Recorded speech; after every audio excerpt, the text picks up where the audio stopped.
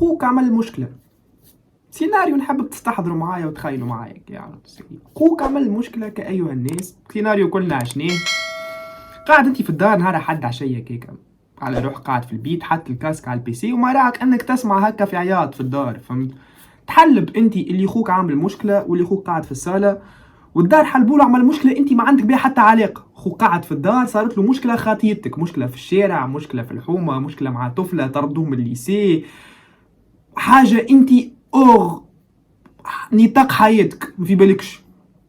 تبدا تسمع في الخبط والكفوف والامور هذيك الكل، فجاه هكا تنتقل الكونفرساسيون من انه خوك عمل مشكله لانه يا كلب يا ساقط كي خوك الكلب اللي ما يحشمش الساقط، والسب الكل يتعدى ليك انت، تولي انت فهمت، تولي انت تبدا قاعد في البيت تتسب على مشكله عملها خوك ما عندك بها حتى علاقه، جست هو السب ياكل فيه وانت تبدا تسمع في كعبه يا ساقط كي خوك الكلب النذر اللي فقنا بيه كيف 10 سنين تالي واللي تيكل انت هكاك السب بالضبط. هذاك اللي قاعدين نعيشوا فيه نحن تو. الاهلي المصري يصير له مشكله مع الجيش الملكي في طرح تلعب في الشامبيونز ليج في المغرب وفي مصر وفي كذا وكل شيء، الميديا تاع الاهلي تلوم في الترجي الرياضي التونسي على مشكله هي عملتها مع الجيش الملكي.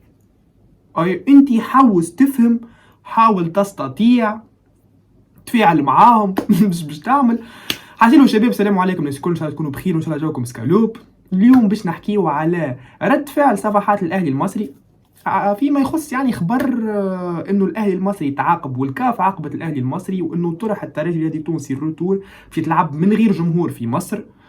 ما نعرفش اسكو جمهور الترجي عنده الحق يحضر والا الماني ستاد باش يكون فارغ كاريمون. هذا خبر نتاكدوا منه بعد معناها كي نعمل تليفونات نفوزيت الكل. خبر امبورطون على الاخر باش يكون عنده دي كونسيكونس كبار برشا على طرحنا نحن في الروتور معناها كيفاش في تلعب تحب ولا تكره. يعني الجمهور الاهلي كيف يبدا موش حاضر غاديك باش يكون عنده امباكت كبير على الاخر على مجريات الطرح تحب ولا تكره. معناها الاهلي واحده من اكثر لي بوان فور اللي عنده كجمعيه بصفه عامه واي جمعيه مي سبيسيفيكمون الاهلي هي الجمهور. دونك الجمهور كي ما يحضرش برشا حاجات باش تتبدل، خاصه في سيتوياسيون اللي فيها الاهلي تو اللي الاهلي برشا مشاكل، كرة ماهيش ماشيه، اوتوماتيزم نقص برشا بين الجوارات كما يقولوا هما الفني يعني ولا حاجه ولا حاسيلو كل الفازات تاعهم هذوك الكل. سامحونا على ال 200 جرام مصري اللي حبيت نسربيهم في الفيديو. دونك مش ندخل برشا في حكايه لي زامبليكاسيون الجمهور كذا وكل شيء. انا اليوم باش نحكي على رد فعل الباجيت الاهلي على الفيسبوك على الانستغرام كذا، شنو يحكيو فيما يخص الخبر هذا اللي هبط.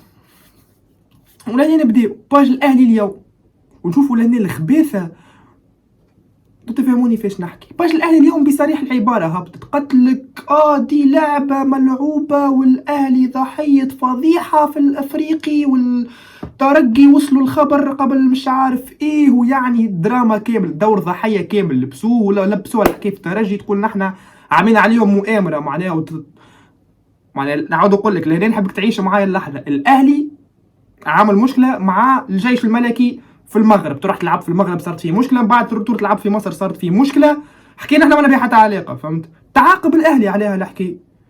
باج المصري للاهلي اليوم قتلك كيف الاخبار خلط هبط من الترجي قبل ما يهبط في ما نعرفش شنيا ومؤامره وما نعرفش شنيا. الخباثه تزيد انت تشوفها في باج ماجيكانو. باج ماجيكانو نحبك تركز معايا لهنا في الورد بلاي زي ما بيقول المصري. قتلك يا سيدك بن سيدك الترجي يعلن انه مباراة العودة باش تكون من غير جمهور. وركز معي ما قالش الكاف عاقبت الاهلي والكاف هبطت قرار فيه انه الاهلي تعاقب على خاطره خربقها مع الجمهور الجيش الملكي وصارت مشكله وسكيكن وعبيد ضربت بالقزاز وباش نعرف شنية ومش عارف ايه كما يقولوا. ليه قال لك الترجي يعلن فهمت يعني بلغه اخرى فهم الترجي هو اللي قرر انه العقوبه هذيا باش تصير. تقول معناها حمدي المد بصح فيها هو الورقه نتاع العقوبه، ولا تقول بصم فيها اسمه رياض بالنور ولا عربي سنقريه ولا سافوار شنو نحكي بالضبط. دونك لهنا فما خبيثه وفما سوء نيه وما تنجمش تقول لي ونعاود لهنا راني نحكي على بارتي سبيسيفيك على الاخر من جمهور الاهلي. مش نحكي على الاهلي باش نحكي على جمهور الاهلي بصفه عامه. الاهلي جمعيه كبيره، الاهلي هي ممكن اكبر جمعيه في افريقيا. الاهلي يعني 12 ولا 15 شامبيونز ليج ولا نسيت اصلا قداش يزين. فما برشا عباد محليهم على الاخر تعرفت عليهم يحبوا الاهلي، كيما اي جمعيه نتاع كوره باش تلقى فيها بارتي كبيره من الناس اللي تحبها جوها باهي على الاخر، وناس متربيه وناس تعرف تحكي وناس تفهم كوره، وبتلقى فئه معينه اللي تحب تعمل شويه حساسيات وتعمل شويه مواضيع زايده. انا اليوم نحكي على الفئه هذيك واللي مالوغوزمون معناها ما نجموش اليوم كي نشوفوا لي بوبليكاسيون اللي هبطوا في باج ماجيكان وكي نشوف لي بوبليكاسيون اللي هبطوا في باج الاهلي اليوم، ما تنجمش تشوف انه فما حسن نيه، تحس فما خبيثه وتحس فما الميديات تحب تلوم الترجي على حاجه ما عندنا بها حتى علاقه. راهو الاهلي عمل جمهور الاهلي صار بينه مشكله بينه هو وجمهور الجيش الملكي في المغرب. باج ماجيكانو قتلك الترجي يعلن، فهمت يعني؟ افهم، الترجي يعلن انه المباراه الترجي يسمع خبر الكاف هبطت وتعاقبت، هبطت الحكايه للجمهور نتاعها باش يعرف انه مش في قص تيكيات والا انه ما فماش جمهور غادي. شفافيه في اطار الشفافيه حاجه عاديه على الاخر. معناها علاش انت تهبط الاخبار تقول الترجي يعلن انه الاهلي مش باش يلعب، وما تقولش الكاف عاقبت الاهلي خاطر الاهلي غلط والجمهور ضرب وتضرب وصارت مشكله وسكينه في التيران وفيلم ارطغرل كامل عاشوا غاديك، فهمت؟ دونك لهنا الخبيثه والميديا ودور الضحيه اللي تحب تلبسوا كما قلت لكم كاتيجوري معينه وبارتي معينه من جمهور الاهلي راهو مش باش يتعدى معناها مش هنشتريه هيك بالمصري معناها، فهمت؟ ما نحبش ندخل برشا في الكلام على الاربيتر وفي الكذا وكل شيء، ما نتصور انه ما نجموش نختلفوا اليوم اللي الاهلي المصري ينجم يكون باغمي كان مش اكثر جمعيه استفادت من الاخطاء التحكيميه في تاريخ الشامبيونز ليج نتاع الفريق الكل. ومش بنرجع معكم برشا لتاريخ 2024 بينالتي جاتنا وكنت لهم دقيقه 87 اعمى اربيتر اعمى لابسه كل وحده كحله يزفرها بينالتي. انسان عمره مش ملعب كوره، انسان ما يراش يزفرها بينالتي ما تزفرتش. وليد ازارو يقطع في المريول الاربيتر يزفر له في بينالتي. وليد ازارو يزلق الاربيتر يزفر له بينالتي.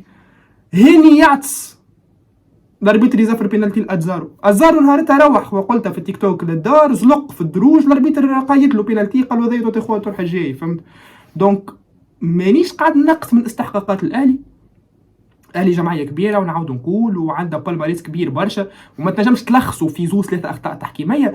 مليون ما نجموش نقولوا للاهلي الضحيه والاهلي فما مؤامره عليها، على خاطر اليوم كان باش نرجعوا مش للتاريخ، باش نرجعوا للتاريخ تو معناها البارح في الليل نجموا نشوفوا اللي الاهلي يعني هي اكثر جمعيه اللي اتهموها بانه هي تعمل في مؤامرات ضد العباد الاخرين. اسكو الكلام هذا صحيح؟ الاكثريه ليه؟ خاطر ديما انا مقتنع انه جمعيات الكبار وجمعيات اللي يهزوا برشا تيتروات ديما باش العباد تحكي عليهم اللي هما يعملوا في مؤامرات. ريال مدريد، الاهلي، الترجي في تونس، جوفنتوس في ايطاليا، بايرن في المانيا، ديما الجمعيات الكبيره اللي هي ما تخليش العباد تاكل معها خبز ديما انت تسرق وتعمل وتكت وباب. دونك والاكثريه فما بنجم يكون جانب من الصحه مي بارتي كبيره من الكلام هذاك باش يكون كلام غلط. دونك انا اليوم مانيش قاعد نقول الاهلي سرقت وعملت وضربت، ما اذا كانك انت دارك بالبلار ما ترميش ديار العباد بالازاز كما يقولوا معناها غاديكا. وكهو انا اللي حبيت نقوله فيما يخص يعني موضوع فيديو خفيف على الطاير وقتنا طول 8 دقائق، في بالي باش يكون اقصر برشا الفيديو. ان شاء الله يكون عجبكم الفيديو شباب. البريود الجايه باش نهبطوا اكثر فيديوهات ندخلوا اكثر في الفني في الجمهور كيما واش باش يكون غاديكا يعني شنو باش تكون الحكايه والامباكت بتاعها بالضبط. سخنت الدنيا. اعطيني رايكم في لي كومونتير حسب رايكم معناها اسكو ردة الفعل من الباجيت هذيا نتاع الاهلي حاجه عاديه اسكو ماهيش عاديه، اسكو تشوفوا فما سوء نيه. انا الحقيقه قريت لي فما سوء نيه وقال لي اخر ربي يهدي الناس الكل. في انتظار طرح يعني في انتظار يعني للموقع الكبير هذايا. اعطيني رايكم في لي كومونتير شباب، اعملوا طلع على الشين يوتيوب الاخرى والتيك توك والانستغرام والدنيا هذيك الكل. ملتقانا في الفيديوهات الجايين.